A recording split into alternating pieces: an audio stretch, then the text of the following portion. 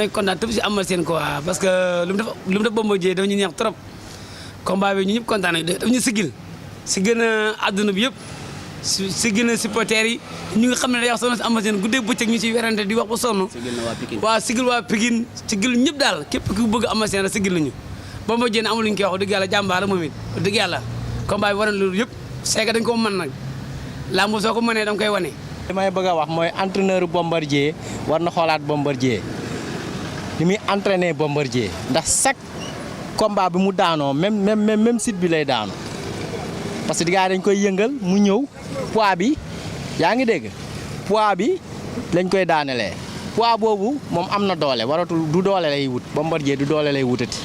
parce que yàlla macha allah yàlla may na ko doole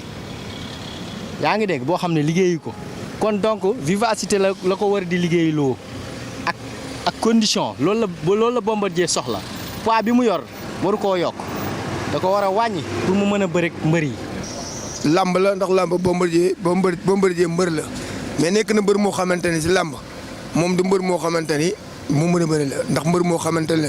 moom mbër mi moom ku rocceeku rek mu def kat appi yaa ngi dégg Eumeu Sène nag mbër la ndax ndaama la bi muy ñëw moom ñëpp. xamoon nañ ma ñun waa Guédiawaye Eumeu Sène day daan Bombardier ñun xamoon nañ ko fuñ ko teg ndax Eumeu Sène booy xoolee Bombardier bu mu dugg see si stade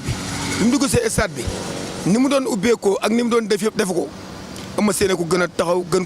ko def lépp moo tax ñu tegoon ñun ñëpp ñu xam ne Eumeu Sène da koy daan. waaye Bombardier yi dama koy wax mu defaruwaat rek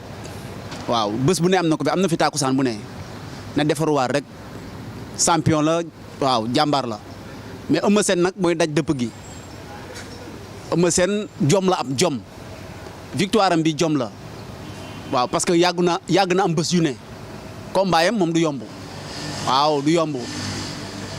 di nga ko dugal coup dóor ko dóor yu métti mais du yomb waaw coup yi moom dal na mais mën a bëre ak am jom ak fulla loolu moo ko may ndam lii. jàmbaar la yaa ngi dégg perte na ko 10 ans mu ñëw jotaat ko loolu tamit histoire la boo xam ne kenn defagu ko ci làmb yaakaar naa loolu kenn du ko mën a amaat ci làmb yaa ngi dégg dese na xale la mën na liggéeyaat ba jotaat roi des arènes bi pour man. Eumeu Sène fi mu toll li ma koy conseil mooy roi bi ñi ko jël ñëpp à part Yékini Balla Gaye 2 ba mu ko jëlee Tapha Tine la fi daan Bombardier daan ko jël roi bi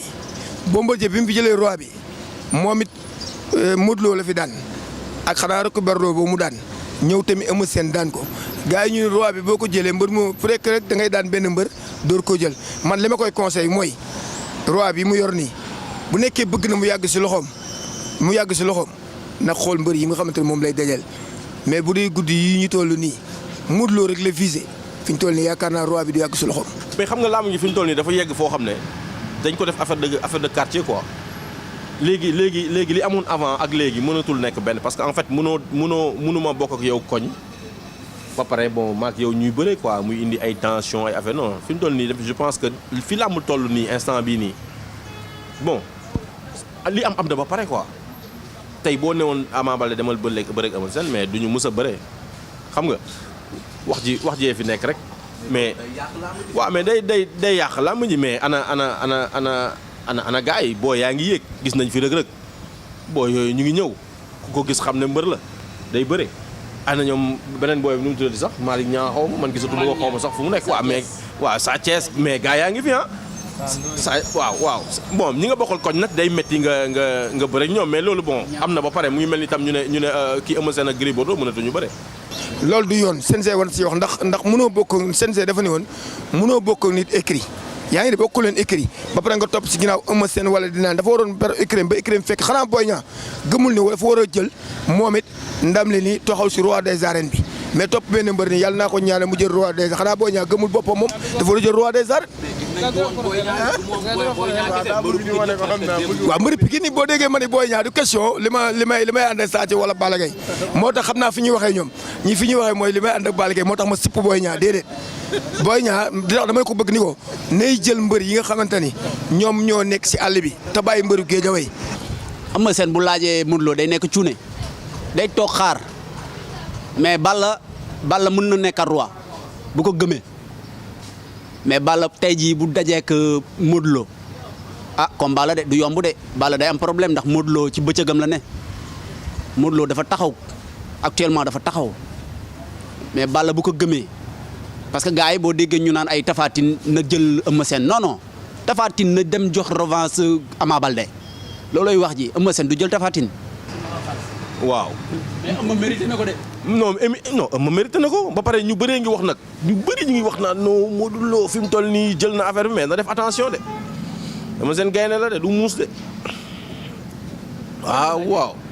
du muus de te xam naa ne moom même boo ko naree jël si moom ah